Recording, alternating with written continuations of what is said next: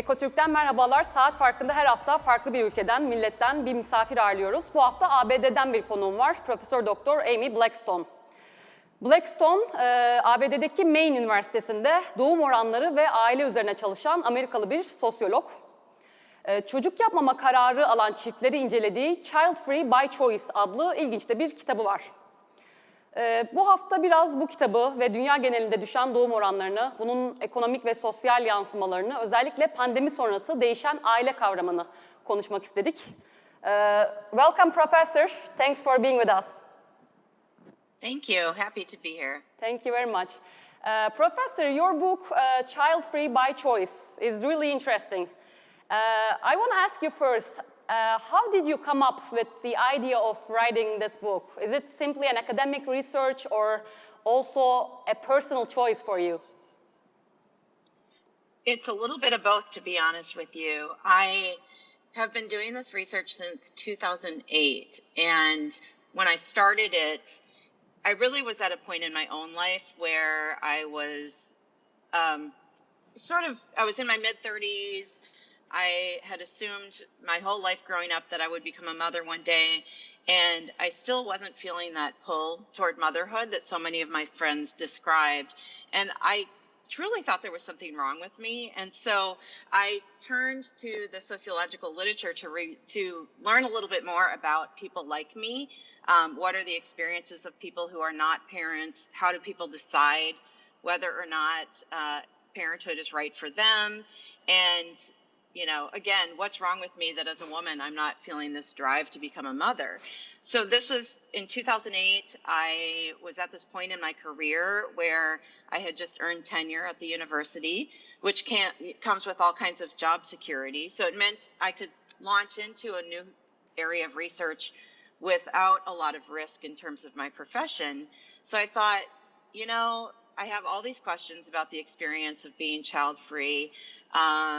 I didn't get them answered by turning to the literature. There was actually much less research on this topic than I expected.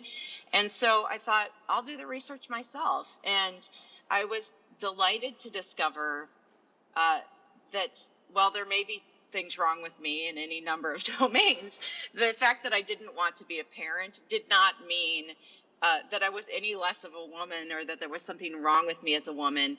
One of the things that we tell ourselves is that women are naturally driven to become mothers, or that we're naturally naturally inclined to become mothers. And I learned that there is actually no scientific evidence to show that there's anything about women that drives them toward parenthood. So while we have a sex drive that drives us to want to have sex, and for some couples ultimately leads to children, it's the sex drive that is driving us. It's not that women have some sort of natural inclination to want to nurture another human being for 20 years. I wanted to ask you in the end, Professor, but since now you touched upon, I want to ask, because there is also something that I personally wonder. This was something that I personally wonder as a woman in her early 30s. So there is, as you said, there is this concept of maternal instinct. So as far as I understood, this is not a biological reality for women, but more like, I mean, it's something that we construct socially and culturally. Is it right? That is true, although we need to be careful about what it is we're talking about when we use that term maternal instinct. So it's true, again, that there's nothing that drives us before being pregnant to want to become pregnant.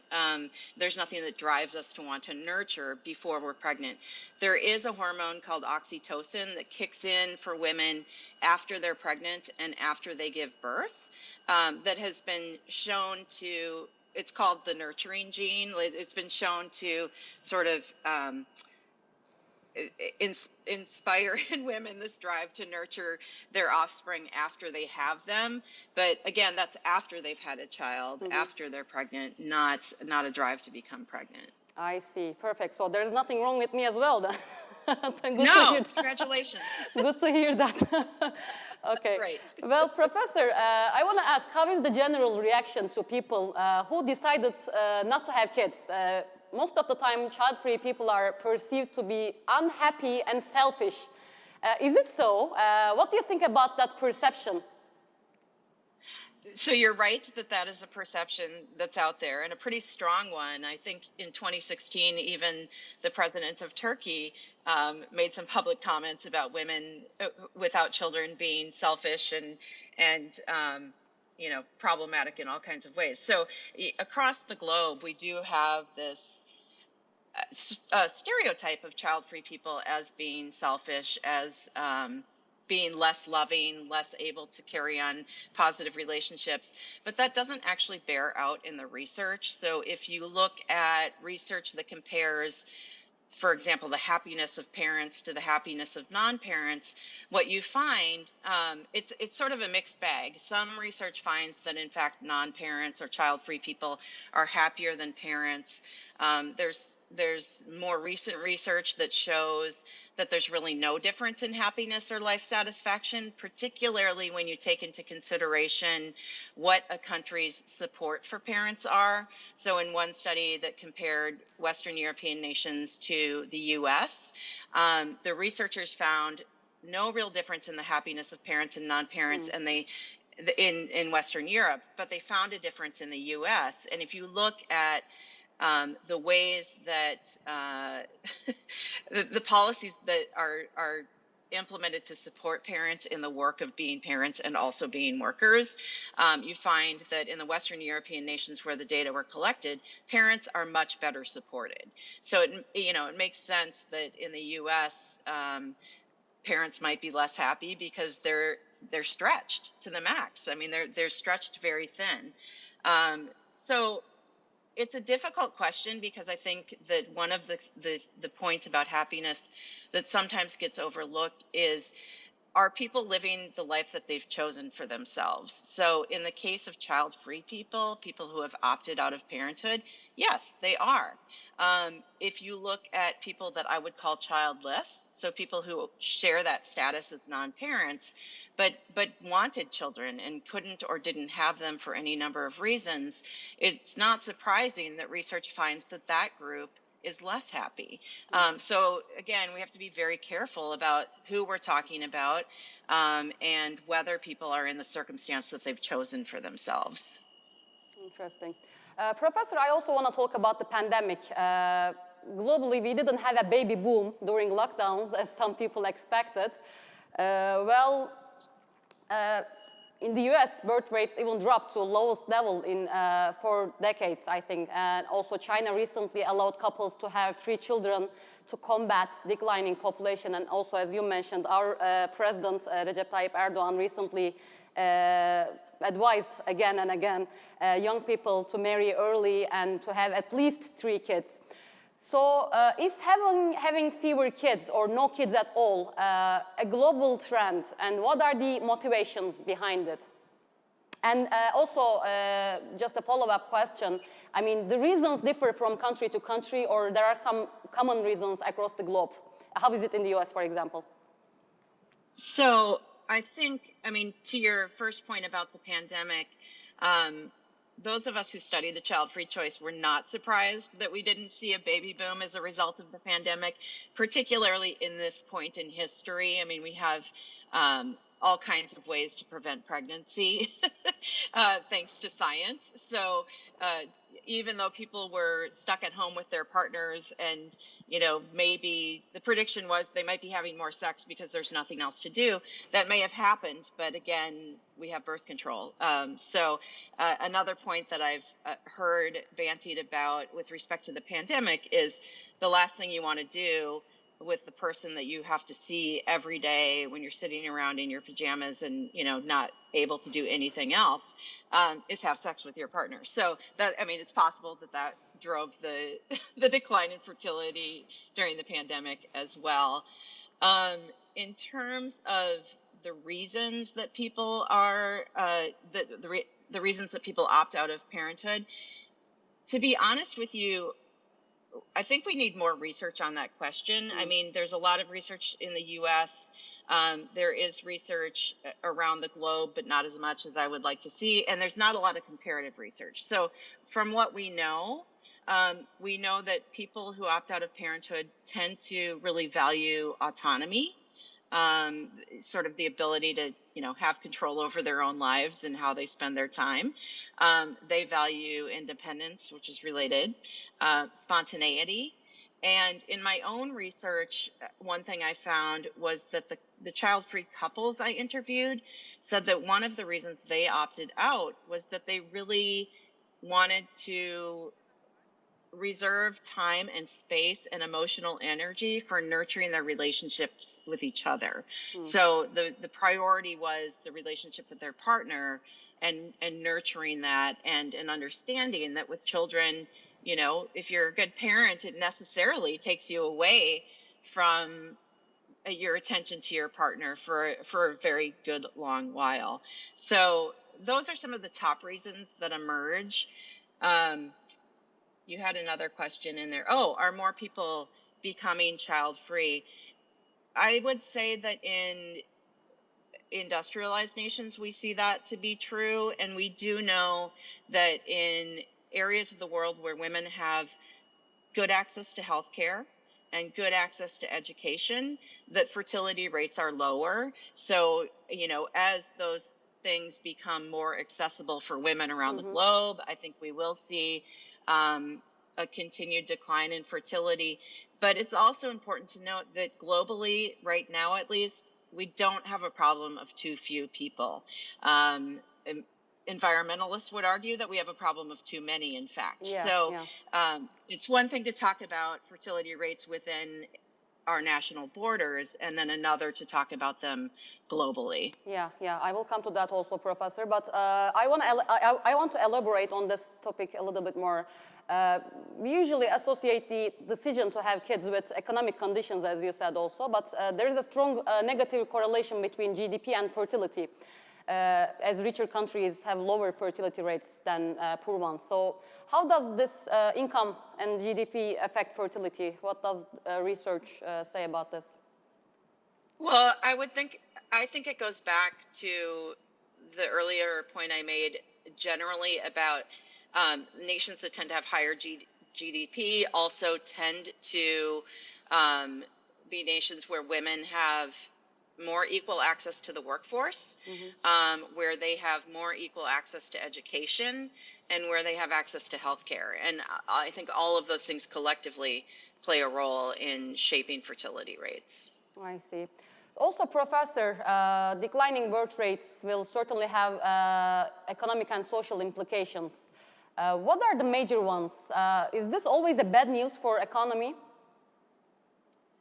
Well, I would say no, but I do understand that most economies rely on the production of new workers in order to continue. We rely on the production of new humans to take care of people as they age. And the way that most economies are set up today, yes, we do rely on at least a replacement fertility rate. A solution that I think should be taken more seriously that hasn't been, at least in the US to date, is that going back to my earlier point about global population rates not declining, there are plenty of people at the southern border in the United States who are looking for a home and looking for entry into the US. And I think if we liberalized our immigration policies, we would have no problem filling. There's a worker shortage in the US right now. There is a concern about who's going to care for the aging population. We have people who are looking for jobs, who are looking for homes, who can contribute to the economy without relying on strong-arming women who don't want to become parents into doing so. At this point, I was going to ask also immigration, Professor.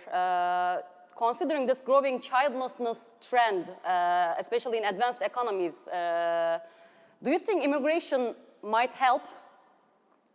I do, yeah, 100%.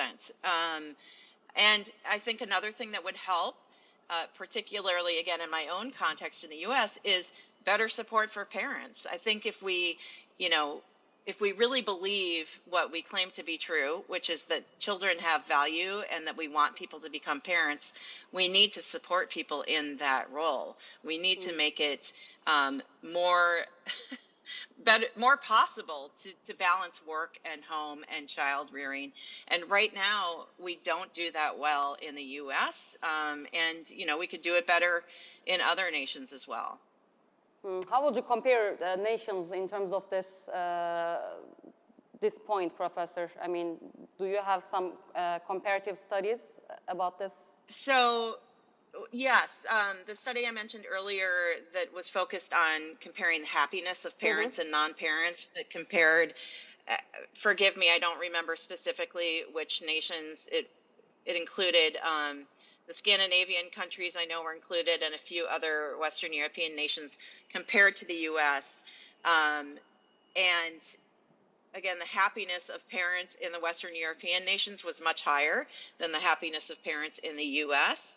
And the researchers explained that as a result of the poor support for parents that we offer in the U.S.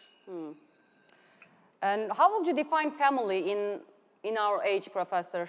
Is our conception of family changing? And what kind of impact do you think the pandemic has made? So, as a social scientist, I think about family in terms of the functions that family fulfills for society. So, families provide economic support to their members. They provide a home to their members. They provide emotional support to their members. And all of those things are functions that families fulfill whether they include children or not. So I think of my own household as me and my husband, and we provide for each other in all of those ways. The other big function of family that I think we tend to focus on exclusively is reproduction. But reproduction can mean a couple of different things. When we hear that word, we often think of biological reproduction, of course, so reproducing ourselves, creating new humans, and that is certainly a function that many families fulfill.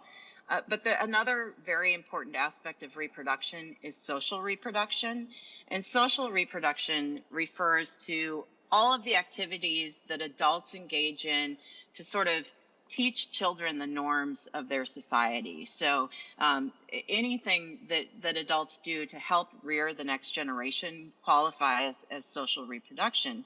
And child-free people do fulfill that function. Many of the people that I interviewed for my book who are child-free play very important roles in children's lives. In my research, 25% of the people I interviewed actually chose jobs that require them to be involved in children's lives because they wanted to play a role in kids' lives and make a difference in their lives. So they're pediatricians or they're teachers or social workers or counselors. And all of those roles are roles that are needed to help rear children and, help them become the productive and contributing members of society that we hope they will be. And frankly, research shows that children need adults in their lives who are not their parents. So I don't think that we can overstate the importance of this role of social reproduction if we, again, truly believe the value that we espouse, which is that we care about children. We believe that they deserve to be loved and nurtured and to be reared in a way that aligns with our values. So I would argue that child-free families do qualify as families because they meet all of those functions. I think historically, when we hear the term family, we automatically go to this vision of parents with children. And my hope is that by having conversations like this, we will begin to think a little bit more broadly about what qualifies as a family. And I do think that we are starting to think differently about what a family is and what counts as a family. And this, you think pandemic has made a big impact, Professor, or it was already coming, this trend?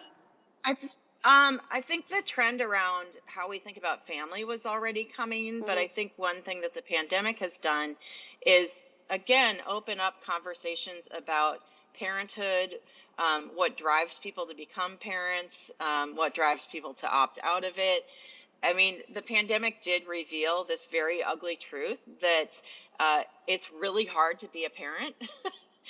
So around the world, we had parents who were juggling, working from home, also supporting their kids as Yes. they, get their education and doing all their usual kind of housework. And we already knew those things were difficult to juggle, but I think it became even more visible as a result of the pandemic. Interesting. And by the way, I wonder, Professor, how is adoption in the US especially? Is it something that people prefer?